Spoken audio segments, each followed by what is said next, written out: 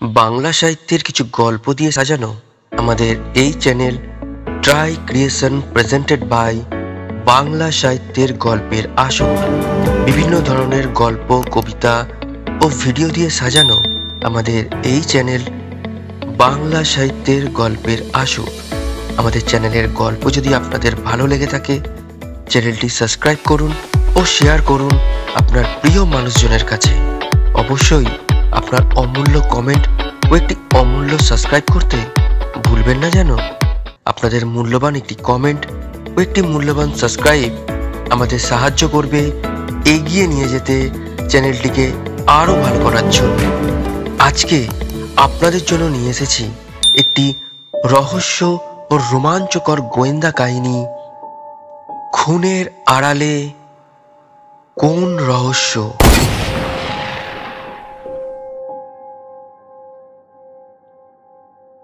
একটা road accident, দুর্ঘটনার কবলে পড়ে একটা গাড়ি।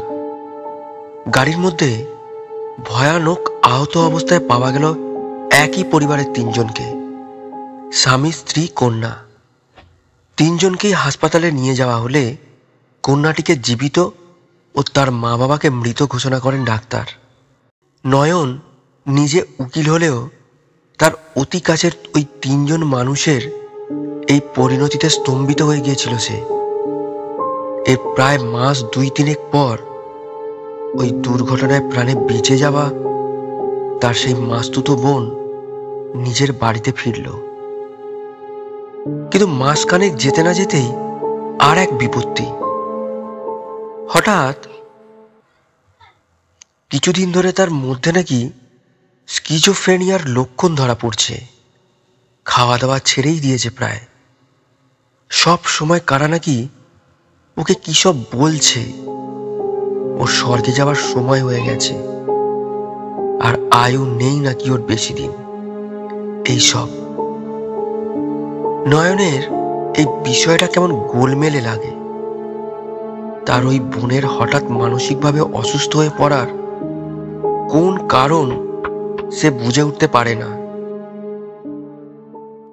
তার হবু ভগ্নিপতি নিজেও ডাক্তার, সেও চিকিৎসা করে হবু স্ত্রীকে সুস্থ করতে পারছে না দেখে তার চিন্তা আরো বাড়ে। এরই মধ্যে একটা ভয়ানক জিনিস হাতে পেয়ে আরো ঘাবড়ে যায় সে। তাই সে হাজির হয় তার পুরনো পাড়ারই এক দাদা এবং শখের গোয়েন্দা হীরক সেন ওরফে হিরুর কাছে। হিরু নিজেও নয়নকে ছোট থেকেই দেখে এসেছে, তাই তাকে দেখে হেসে বলল, কি ব্যাপার উকিল ভাই, আজ এদিকে? আসলে আমি এসেছি একটা বিষয়ে তোমার সাহায্যের দরকার। তাই আমার মাসি এবং মেসোমশাই মানে সর্বশ্রীর বাবা ও মা হঠাৎ মাস 3 আগে মোটর অ্যাক্সিডেন্টে মারা গেছেন। তুমি তো ওদের চেনো আর ঘটনাটাও জানো।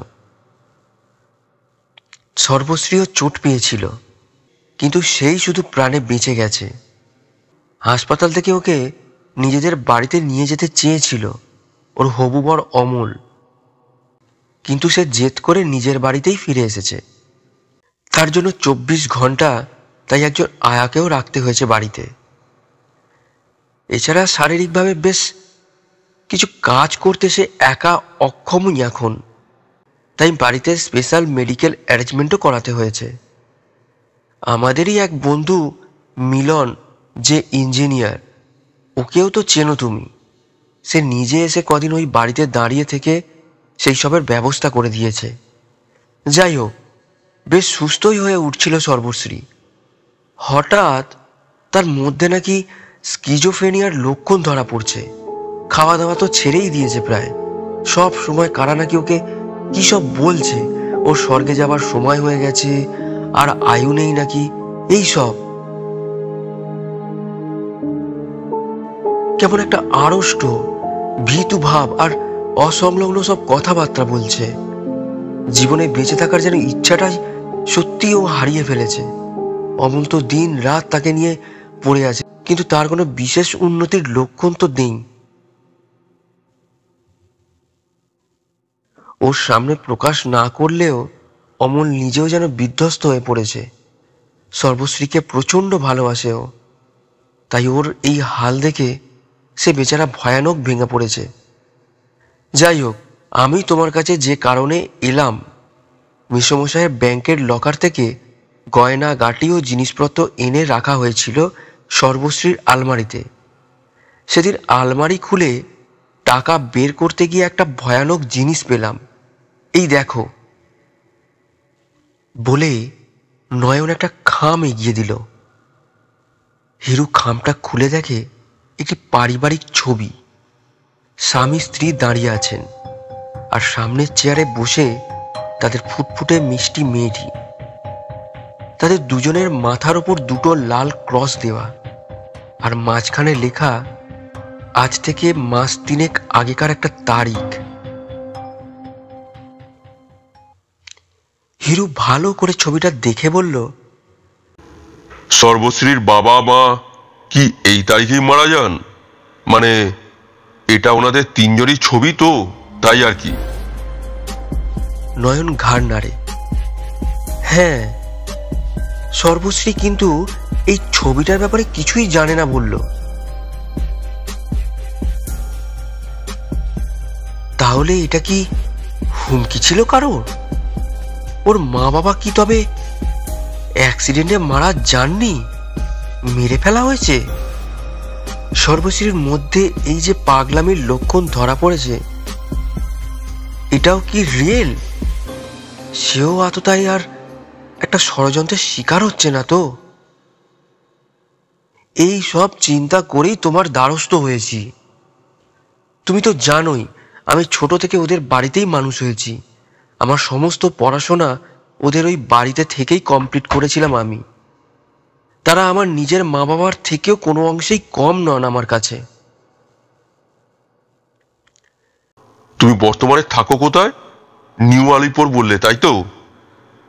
সর্বশ্রী কি এখনো ওই নিজেদের বাড়িতেই আছে? তাহলে আমি কেসটা নেবার আগে একবার সেখানে যাব।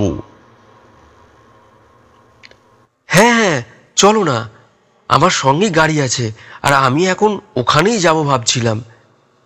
তুমি কেসটা নিলে আমি কিছুটা নিশ্চিন্ত হই। বুঝতেই তো পারছো, নিজের বোনের থেকে তো কম না সে। তাই দুশ্চিন্তায় আমিও নিজের কাজে কোনো রকম কনসেন্ট্রেট করতে পারছি না একদম। দুজনে তখনই বেরিয়ে পড়ল সর্বশ্রীর বাড়ির উদ্দেশ্যে।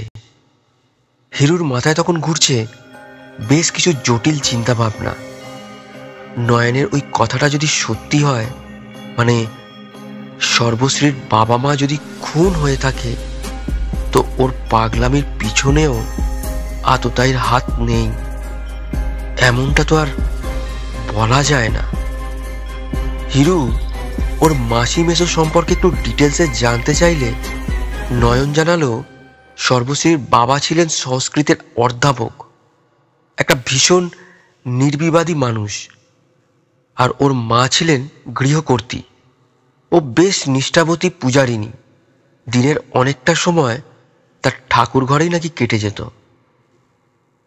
হিরুর দুশ্চিন্তা আরো বাড়ল তাদের ওই রকম সরল সাদাসিধে মানুষের পরিচয় পেয়ে। ওই রকম নির্বিবাদী মানুষের এমন শত্রু থাকা কি সম্ভব যে তাদের প্রাণেই মেরে ফেলতে চাইবে? কেসটা কেমন জটিলতর লাগছে। প্রথম শুনে যেমন সহজ লাগছিল, তার তেমনটা নাও হতে পারে। খাবারে বিষক্রিয়া করিয়ে মানুষকে পাগল বানিয়ে ফেলা কোনো নতুন বিষয় তো নয়, কিন্তু সেক্ষেত্রে অমলের চোখে তো সেটা ধরা পড়ে যাবার কথা। তাহলে অন্য কোনো রহস্য? সর্বশ্রীর বাড়িতে গিয়ে নয়ন নিজের চাবি দিয়েই মেন গেটের লক খুলে ভেতরে ঢুকল। হিরুকে নিয়ে দোতলার ঘরে যাবার আগেই আয়াকে ডাক দিল একটা। সর্বশ্রীর ঘর থেকে একটা বছর 25-30 যুবতী আয়া বেরিয়ে এসে তাদের নিয়ে গেল ঘরে। সর্বশ্রীর বিছানাটা বড় বড় নার্সিংহোমে ব্যবহৃত হয় এমন মানের উৎকৃষ্ট শ্রেণীর একটি বেড, তার সাথেই অ্যাটাচ আছে একটি অটোমেটেড অ্যালার্ম, প্রেসক্রিপশনের মতো ঠিক তার খাবারের সময় অনুসারে বাজে, তার একপাশে মুভেবল ডাইনিং টেবিল ও তার ওপরে খাবার মুখ পর্যন্ত এগিয়ে নেবার সুন্দর ব্যবস্থা। হিরু বেশ খুঁটিয়ে খুঁটিয়ে দেখে নিল পুরো ঘরটা। সেই বেড, ডাইনিং টেবিল, পিছনের বুকশেলফ, নতুন করে করা ওয়্যারিংয়ের নকশা, লাইট, ফ্যান, সাউন্ড সিস্টেম, সব কিছু। আর সব থেকে বেশি নজর রাখল সর্বশ্রীর মুখমণ্ডল, কথাবার্তায় তার অভিব্যক্তির প্রকাশ এবং আয়াটির চাল চলন ও হাবভাবের দিকে। নয়ন সর্বশ্রীর সঙ্গে পরিচয় করালো হিরুর, শুধুই তার এক বন্ধু হিসাবে, যেমন প্ল্যান করে রেখেছিল তারা। হিরু সারাক্ষণ চুপচাপ তাদের ভাই বোনের ও আয়ার কথাবার্তা শুনে গেল। শেষে একটাই প্রশ্ন করল, ঘরের ওয়্যারিং কি রিসেন্ট পাল্টানো হয়েছে? সর্বশ্রী জানালো যে অ্যাক্সিডেন্টের পর এই বাড়িতে ফেরার সময় এই ঘরটায় 3 দিক দিয়ে খোলা আর বেশ ভালো ছায়া পড়ে বলে আমার থাকার জন্য এই ঘরটাই ঠিক করা হয়েছিল। এই ঘরটা আগে খুব একটা ব্যবহার হতো না, তাই মিলন এসে ঘরের লাইট, পাখা, সাউন্ড সিস্টেম, ওয়্যারিং সব কিছুই নতুন করে একদম পারফেক্ট রিঅ্যারেঞ্জ করে দিয়ে গেছে। তুমি বলে দিয়েছিলে কিভাবে তোমার এই ঘরে এগুলো সাজানো হবে? না না, ও নিজে থেকেই করেছে। ওর টেস্ট আমার সাথে বরাবরই খুব ম্যাচ করে তো। তোমার বেডের নিচে একটা কুকুরের বকলেস দেখছি, কুকুরটা কোথায়? উত্তরটা দিল আয়া। কি হয়েছে ওর জানি না, কিছুদিন ধরে ভুলো কিছুই খেতে পারছে না জানেন। খাবার দিলেই কেমন ভয়ে কুঁকড়ে যাচ্ছে। ভয়ানক শরীর খারাপ ওর, কি যে হলো ওর কে জানে। ওকে খাবার দেয় কে? আমি আমি যা খাই তাই নিজের পাত থেকে আলাদা করে আগে ওকে দিই, ও আমার খাবারই খায়। হিরু নয়নকে বলল, তুমি ভুলুকে নিয়ে গিয়ে বরং তোমার বন্ধু ওই ভেটেরিনারির ডাক্তার লক্ষণকে একবার দেখিয়ে নাও না। নয়ন তার প্রস্তাবে সাগ্রহে রাজি হয়ে ভুলুকে নিয়ে সেই গাড়িতেই আবার দৌড় দিল। হিরুও তার সঙ্গে গেল। ডাক্তার লক্ষণ ভুলুকে ভালো মতো পরীক্ষা করে বলল, ফোবিয়া, নিউরোসিসে আক্রান্ত হয়েছে ভুলু।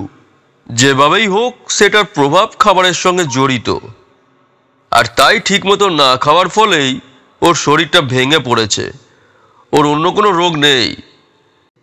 তাই আপাতত ভুলুকে লক্ষণের তত্ত্বাবধানেই ছেড়ে ফেরার রাস্তা ধরল তারা। নয়ন কোর্টে গেল আর হিরু ঢুকল লাইব্রেরিতে। গুচ্ছেন খানিক বইপত্র ঘেঁটে কি সব নোট করলো সে সেখানে বসে। লাইব্রেরি থেকে বেরিয়ে এসে একটা কল করে অ্যাপয়েন্টমেন্ট নিয়ে সে তখনই তার স্যার ও বিশিষ্ট মনস্তাত্ত্বিক ডক্টর এস.আর. অধিকারীর বাড়ি পৌঁছল। প্রায় ঘণ্টাখানেক তার কাছে পরামর্শ নিয়ে হিরু আবার সর্বশ্রীর বাড়িতে গেল। তার ব্রোচের একটা ডায়মন্ড নাকি ওখানে পড়ে গেছে বলে জানালো সে সর্বশ্রীকে। তারপর সেটা খোঁজার অজুহাতে সে আবার তার ঘরের ওয়্যারিং, সেই bookshelf, dining table, bed, alarm সব বেশ খুঁটিয়ে খুঁটিয়ে দেখে নিল ভালো করে। তারপর আয়াটির কাছে গিয়ে তার সঙ্গেও বেশ ভাব জমিয়ে নিল। কথাবার্তার ফাঁকে ফাঁকে তার পুরো নাম, ঠিকানা, ফোন নম্বর আর আগে কোথায় কি কি কাজ করেছে তার সব ডিটেলস নিয়ে নিল। ওখান থেকে বেরিয়ে সোজা হাইকোর্টের নয়নের চেম্বারে গেল। নয়নের সাথে ওখানেই কিছু কথাবার্তা বলে তাকে নিজের কনফিডেন্সে নিয়ে এলো। তারপর তাকে নিয়ে সেদিন সন্ধ্যেতেই হাজির হলো গিয়ে অমলের বাড়িতে। নয়ন তাকে জানালো যে হিরু তার পাড়ারই এক শুভাকাঙ্ক্ষী দাদা, ওর মাসি এবং মেশোর মৃত্যু নিয়ে পুলিশের কাছে সন্দেহ আছে। এই বিষয়ে হিরুও সেদিন স্পটে থাকায় কিছু কিছু বিষয়ে নিজের থেকেই সে হেল্প করেছে তাদের, সেই জন্যই এখানে আসা। তার সর্বশ্রীর চিকিৎসার বিষয়ে কিছু নাকি জানার আর বলার আছে। হিরু অমলকে সর্বশ্রীর চিকিৎসার ব্যাপারে স্যারের কথা মতোই কিছু জিজ্ঞাসাবাদ করল। যথারীতি সে জানতে পারল আপাতত সর্বশ্রীকে ডোপামিন দিয়েই স্বাভাবিক রাখা হচ্ছে, আর খুব দরকার পড়লে স্টোরোটোনিন দিচ্ছে। স্যারের কথা মতো তার চিকিৎসা পদ্ধতিটা স্কিজোফ্রেনিয়ার সঙ্গে মিলে যাচ্ছে, বুঝল সেটা হিরু। অমল সর্বশ্রীকে স্কিজোফ্রেনিক ধরে নিয়েই তার চিকিৎসা শুরু করেছে দেখে হিরুর কপালে একটা ছোট ভাঁজও পড়ল, কিন্তু খুব দ্রুত সে নিজেকে স্বাভাবিক করে নিয়ে অমলকে বলল, যদি কিছু মনে না করেন একটা কথা বলবো অমলবাবু। বলুন। সর্বশ্রীর রোগটা মানসিক, এটা আপনি ঠিকই ধরেছেন, কিন্তু তার চিকিৎসাটা মনে হয় ভুল হচ্ছে। সে মোটেই স্কিজোফ্রেনিক নয়। She is suffering from phobia and I think it is still an early stage. তাই আমি আপনাকে অনুরোধ করব ওকে নিয়ে ডক্টর এস.আর. অধিকারীর কাছে যান। এই মুহূর্তে মানসিক রোগের চিকিৎসা সব থেকে ভালো উনিই করছেন। এই ওনার কার্ড, ওনাকে দেখান। আশা করি সর্বশ্রী দেবীর শারীরিক ও মানসিক অবস্থার দ্রুততর উন্নতি হবে। আর পারলে সর্বশ্রী দেবীকে ওই বাড়ি থেকে বের করে আনুন। আপনার কাছে বা নয়নবাবুর ওখানে রাখুন, হাতে নাতে ফল পাবেন। আমার কথাটা আপাতত শুনুন। আমি কয়েকদিনের মধ্যেই এসব কেন বলছি তার ব্যাখ্যাও দেব, কিন্তু এখন না। এইটুকুই আপাতত বলার আর কি। হীরকবাবুর কথাটা শোনা উচিত অমল। উনি না ভেবে চিনতে এমনি এমনি কাউকে কিছু করার কথা বলার মতো মানুষ উনি নন। আমি ওনাকে বহু বছর ধরে চিনি। উনি আমার সিনিয়র ছিলেন এক সময়, আর অধিকারী স্যারের নাম আমিও শুনেছি। খুব ভালো সাইকিয়াট্রিস্ট। হিরুর কথাটা মানতে চাক আর না চাক, নয়নের কথাটা ফেলা অমলের পক্ষে তখন সম্ভব ছিল না। তাই অগত্যা বোধ হয় খানিকটা নিমরাজি হয়েই সে সর্বশ্রীকে ডক্টর অধিকারীর কাছে নিয়ে যেতে বাধ্য হলো পরের দিনই। ওদিকে স্যার হিরুকে বেশ কিছু বিষয়ে ফলো আপ করে নিতে বলেছিলেন। সেগুলো সব করে পরদিন সন্ধ্যায় তার বাড়িতে এসে সব খুলে বলল তাকে। রাতের ডিনার করা অবধি তারা এক টানা সেই সব নিয়ে ডিটেলসে আলোচনা করে প্রত্যাশা মতোই সঠিক সিদ্ধান্তে পৌঁছতে পারলেন দুজনেই। হিরু পরদিন সকালেই নয়নকে কল করে।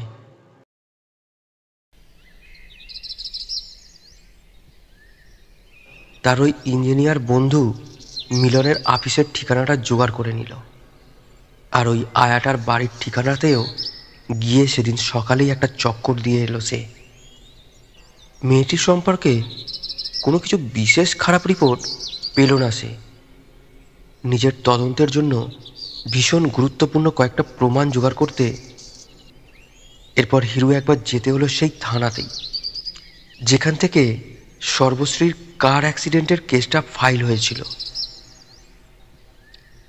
কেসটা দেখছিল রাজশ্রী মণ্ডল নামের এক এসআই। তার চেম্বারে গিয়ে তো হিরু অবাক। আরে, এ তো একসময় তারই মেসে পাশের ঘরে থাকা এক ভাই। খুব ভালো সম্পর্ক তার সাথে বরাবরই, কিন্তু সে যে এই থানায় বদলি হয়ে এসেছে সেটা তার স্মরণে ছিল না। যাকগে, বেশ সহজেই নিজের জরুরি কোয়ারির পার্টগুলো ভেরিফাই করে নিয়ে রাজশ্রীকে তার নিজের তদন্তের কথা জানিয়ে কেসটা কিভাবে খুব দ্রুত ক্লোজ হবে সেই নিয়ে আলোচনা করে ঘরে ফিরল হিরু। সেই দিনই বিকেলে মিলনের আপিসে গিয়ে তার বিজনেস পার্টনার রবির সঙ্গে দেখা করল সে। প্ল্যান মতো নয়নের কল পেয়ে ঠিক তার আগেই মিলন তখন আপিস থেকে বেরিয়ে গেছে নয়নের সঙ্গে দেখা করতে। হিরু সেখানে গিয়ে রবির সঙ্গে আলাপটা জুড়ল তারই শালিকার নাম দিয়ে। তারপর ঠিক সুযোগ মতো ঢুকে গেল মিলনের বিষয়ে। মিলনের বিষয় ব্যক্তিগত বিষয়, তার বেশ গুরুত্বপূর্ণ কিছু জানার খুব দরকার ছিল।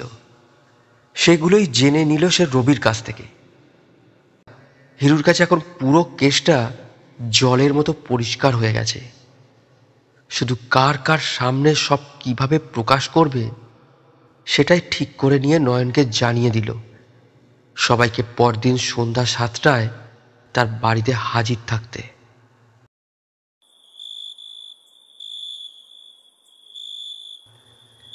যথারীতি পরদিন সন্ধ্যায় নয়নের বাড়িতে এসে হাজির হলো সবাই।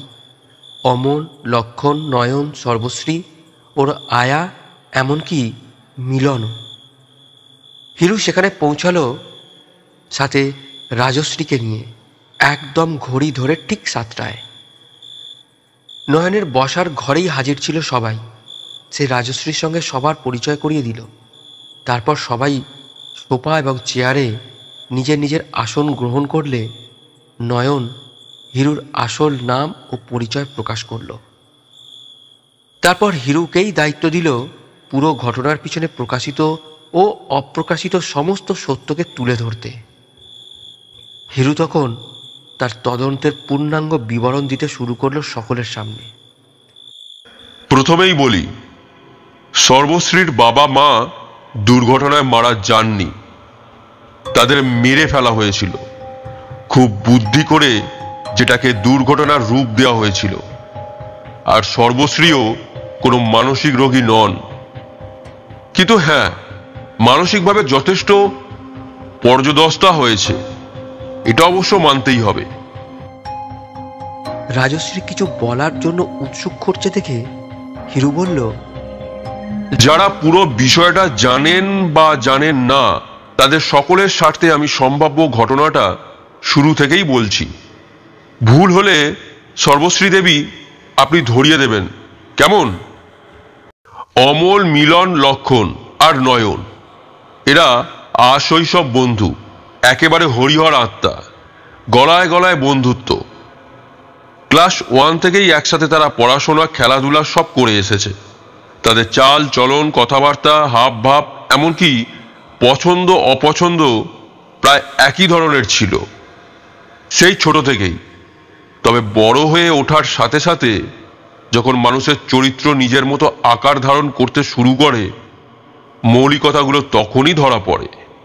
ওদেরও ধরা পড়ল। উচ্চ মাধ্যমিক অবধি সবাই সায়েন্স নিয়ে একসাথে পড়েছিল। তারপর তারা আলাদা আলাদা অভিমুখে চলে যায়, বলা যেতে পারে যেতে বাধ্য হয়।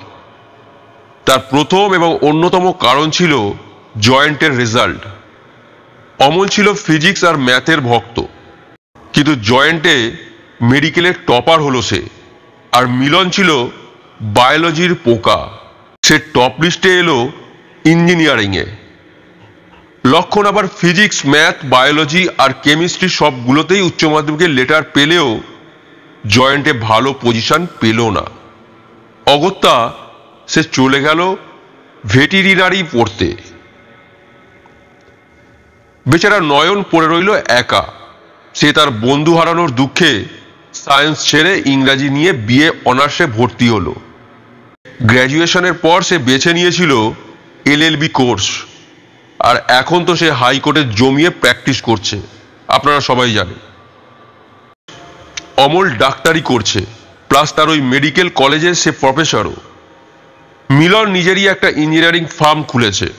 লক্ষণ ভেটেরিনারি সার্জন, সেও সরকারি হাসপাতাল ও কলেজের প্রফেসর। 4 জনই এখন ওয়েল এস্টাবলিশড। নিজের নিজের পেশাগত পার্থক্য থাকলেও তাদের বন্ধুত্ব অটুট আছে। নিজেরাই কিছুটা আত্মীয়তাও তৈরি করে নিয়েছে নিজেদের মধ্যে। লক্ষণ আর নয়ন দুজনেই একে অপরের সম্বন্ধী ও ভগ্নিপতি। অমল বিয়ে করেনি এখনো, শুধু নয়নের এই মাস্তুতো বোনের পড়া কমপ্লিট হয়নি বলে। সর্বশ্রী এবছরেই MA কমপ্লিট করলে বিয়ের পিঁড়িতে বসার কথা দুজনেরই। পাকা কথা হয়েই আছে দুই পরিবারের মধ্যে বেশ কয়েক বছর আগে থেকেই। আর তাদের দুজনের প্রেমের সম্পর্কটাও বেশ পুরনো। সেই উচ্চ মাধ্যমিকের সময় থেকেই অমল ভালোবাসে সর্বশ্রীকে। শুধু মিলনই বিয়ে থা করার পক্ষপাতী নয়। তার এই রকম সিদ্ধান্তের কারণটা বন্ধুদের কেউই ঠিক জানতো না, মানে মিলনই কাউকে বলেনি।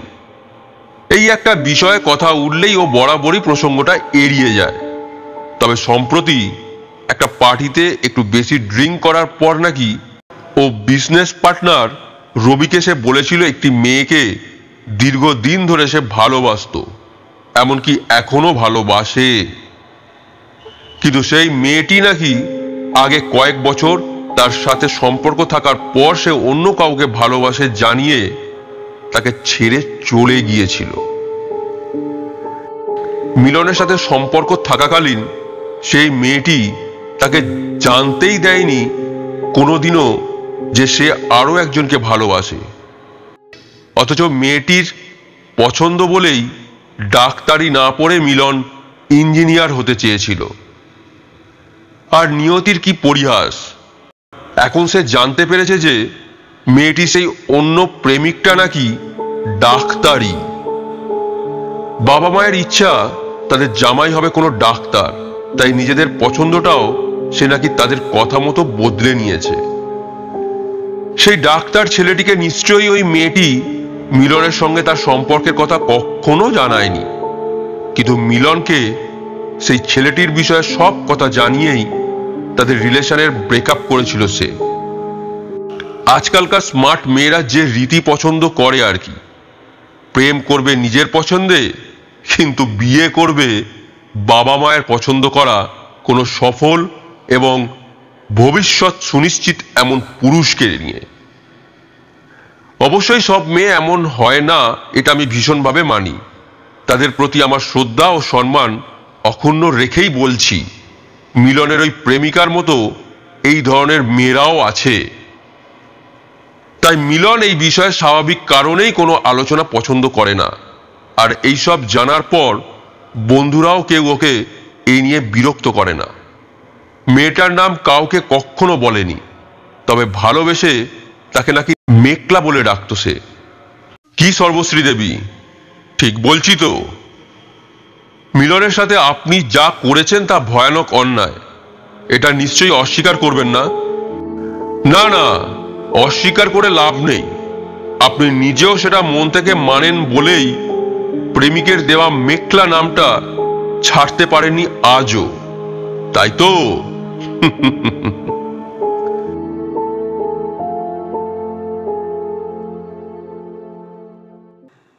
সর্বশ্রী মাথা নিচু করে বসে থাকে, মিলনও তাই।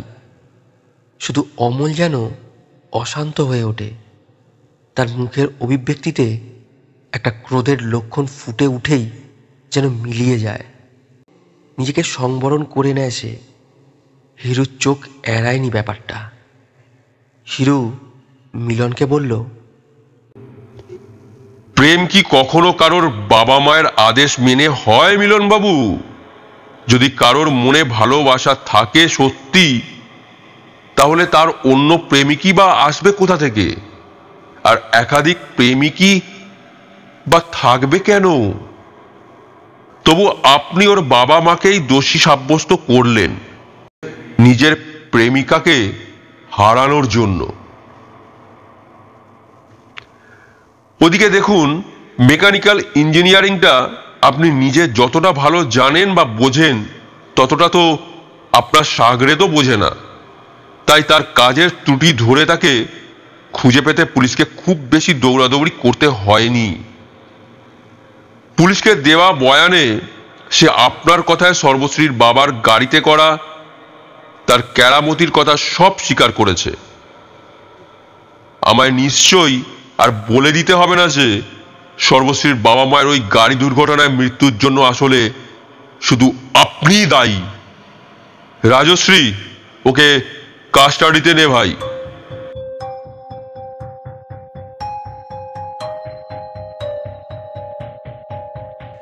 সকলে উঠতে যাচ্ছিল। হিরু তাদের থামিয়ে দিয়ে আবার শুরু করলো, দাঁড়ান দাঁড়ান, ঘটনার গো অর্ধেকটা শেষ হলো, অর্ধেক এখনো তো বাকি। মিলন যদি সর্বশ্রীর বাবা মায়ের মৃত্যুর জন্য দোষী হয়, তো সর্বশ্রীকে মারার চেষ্টার জন্য অমল বাবুও দোষী। অবাক হচ্ছেন নাকি অমল বাবু? আমি আপনার প্ল্যানিং ধরতে পারতাম না যদি সর্বশ্রীর কুকুরটা মানে ভুলো অসুস্থ না হতো। বাবা মায়ের মৃত্যুর শোক সঙ্গে নিজেরই প্রাক্তন প্রেমিকের সাথে যুক্ত থাকার ঘটনায় আঘাত পেয়ে মানসিক ভারসাম্য নিশ্চয়ই হারাতে পারতেন সর্বশ্রী, কিন্তু তার প্রভাব ভুলোর উপর পড়বে কিভাবে? খাবারে যে ওষুধটি মিশিয়ে আপনি খাওয়াতেন সর্বশ্রীকে দুর্বল করার জন্য, তা যে ভুলো খেত সেটা আপনি বোধহয় জানতেন না। আর প্যাডলবের সেই কুকুরের ওপর খাবার নিয়ে করা পরীক্ষাটা আমারও জানা।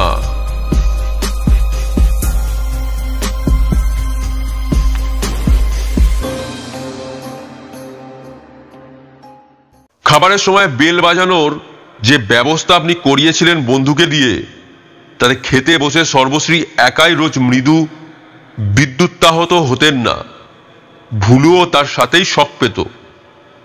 খাবার সময় রোজ রোজ নানা ধরনের বিপজ্জনক ঘটনা যা আপনি কৃত্রিমভাবে ঘটাতেন, তার প্রভাবগুলো ভুলুর ওপরও পড়েছিল। অ্যালার্ম ঘড়ির নিচে লাগানো স্পিকারে রোজ সর্বশ্রীকে ভয় দেখিয়ে যেসব কথা শোনাতেন, শুধু তারই প্রভাব থেকে মুক্ত ছিল ভুলো। Sir doctor S.R. অধিকারী আমায় দীর্ঘদিন সাইকোলজি পড়িয়েছেন, তার শিক্ষা তো মাথাতেই ছিল। তার উপর তিনি নিজে আমায় এই তদন্তের সাহায্যের হাত বাড়ায়। আপনার ফাঁদরা চিনতে বিশেষ কষ্ট পেতে হয়নি। মিলনবাবুর কাজকে সমর্থন করি না কখনোই, তবু তার রাগের একটা কারণ বুঝতে পারি। কিন্তু আপনি সর্বশ্রীকে মারতে চেয়েছিলেন কেন? সে তো আপনাকে বিয়ে করবে বলেই মিলনকে ছেড়ে এসেছিল। আপনি যেসব অ্যালিগেশন লাগাচ্ছেন আমার এগেনস্টে, তার প্রমাণ দিতে পারবেন তো? নিশ্চয়ই। আপনারই প্রেসক্রাইব করা সর্বশ্রীর ওই প্রত্যেক টেস্ট রিপোর্ট আছে আমার কাছে। আয়ার বয়ান বলছে ওই পথ্য আপনি স্থির করেছেন। সর্বশ্রী দেবী নিজে এবং নয়নও তার সাক্ষী। আরো কিছু বলার আছে, তবে সেসব থাক। আপনি বরং নিজেই বলুন না কেন ওকে মারতে চেয়েছিলেন?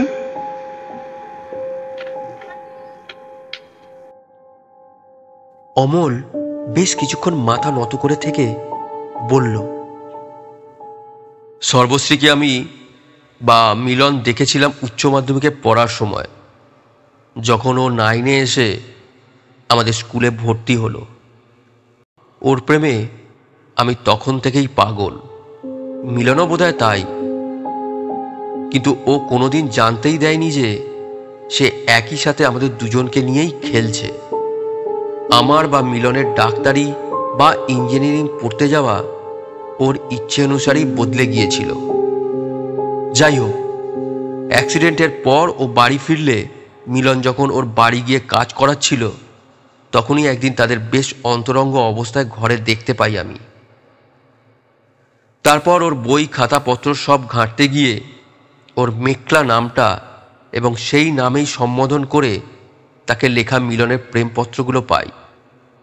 বুঝতে পারি ওই হলো সেই মেয়েটা যে মিলনকে ধোঁকা দিয়ে আমায় বিয়ে করতে চেয়েছিল। ওকে এতদিন ধরে পাগলের মতো ভালোবেসেছি, কিন্তু সেদিনই প্রথম জানতে পারলাম সে প্রেমের মূল্য চোকাচ্ছে আজও আমারই বেস্ট ফ্রেন্ড মিলন। বন্ধুর জন্য মন খারাপ হয়ে গেল। বুঝতে পারলাম আমার পরিণতিও মিলনের মতোই হতে পারত। আরও কোনো বেটার অপশান তখন সর্বশ্রী পেলে। যাই হোক, সব জেনেও তবু শান্ত ছিলাম। কিন্তু সর্বশ্রীর প্রতি ক্রোধ জন্মালো যখন জানতে পারলাম আবার মিলনের সঙ্গে সে পুরানো রিলেশনে যেতে চায় বলে নিজের ডায়েরিতে লিখে রেখেছে ও। আমার তো মনে হয় ওদের ওইকার অ্যাক্সিডেন্টের পিছনে শুধু মিলন না, তার সাথে সাথে সর্বশ্রীরও হাত আছে। কারণ আমার সাথে রিলেশন ব্রেক করে বিয়ে ভেঙে দেবার কথাও নাকি ও বলেছিল ওর মাকে।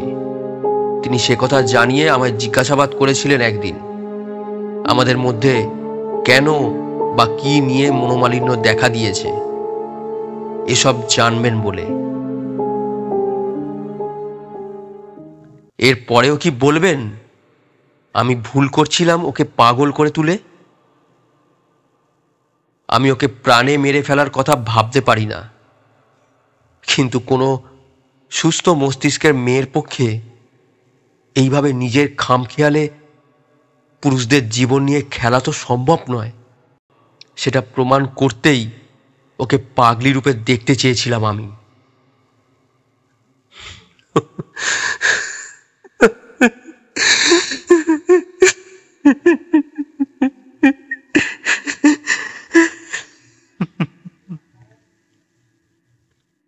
হিরু বলে উঠল, ভুল, ভীষণ বড় ভুল করেছেন অমলবাবু। আপনার নিজের চিন্তাধারাই সুস্থ নয়। যে সমস্যার কথা আপনি বলছেন তার দাওয়াই ওকে পাগল বানানোয় নেই। বাইরে থেকে যাকে ভীষণ উচ্ছল দেখায়, ভিতরে সে ততটাই নিঃসঙ্গ হয় সাধারণত। আমার ধারণা সর্বশ্রীও তাই। বাবার পড়াশোনায় ডুবে থাকা আর মায়ের পূজা আর্চায় ব্যস্ততা ভিতরে ভিতরে নিঃসঙ্গ করে দিয়েছিল তাকে। তাই ওর ওই আচরণ, ওই সব ত্রুটি দেখতে পেয়েছেন আপনি।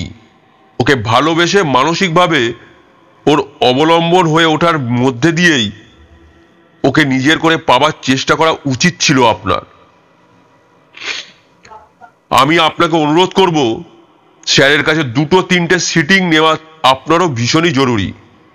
কিন্তু আপাতত একটি অসুস্থ মেয়েকে চিকিৎসা করার সুযোগে তার ক্ষতির চেষ্টা করার জন্য রাজশ্রী আপনাকে কাস্টাডিতে নেবে।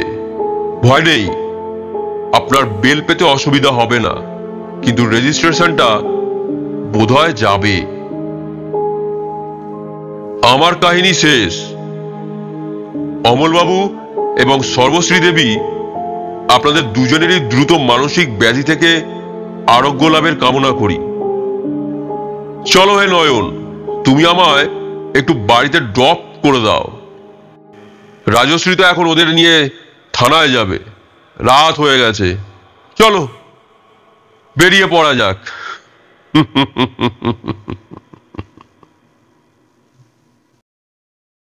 এতক্ষণ শুনছিলেন একটি রহস্য ও রোমাঞ্চকর গোয়েন্দা কাহিনী, খুনের আড়ালে আসলে কি। আবার আমরা ফিরব সামনের সপ্তাহে ঠিক এইরকমই আরও একটি রোমাঞ্চকর গল্প নিয়ে। আমাদের চ্যানেলের গল্প যদি আপনাদের ভালো লেগে থাকে, চ্যানেলটি সাবস্ক্রাইব করুন ও শেয়ার করুন আপনার প্রিয় মানুষজনের কাছে। অবশ্যই আপনার অমূল্য কমেন্ট ও একটি অমূল্য সাবস্ক্রাইব করতে ভুলবেন না যেন। আপনাদের মূল্যবান একটি কমেন্ট ও একটি মূল্যবান সাবস্ক্রাইব আমাদের সাহায্য করবে এগিয়ে নিয়ে যেতে চ্যানেলটিকে আরও ভালো করার জন্য। ধন্যবাদ।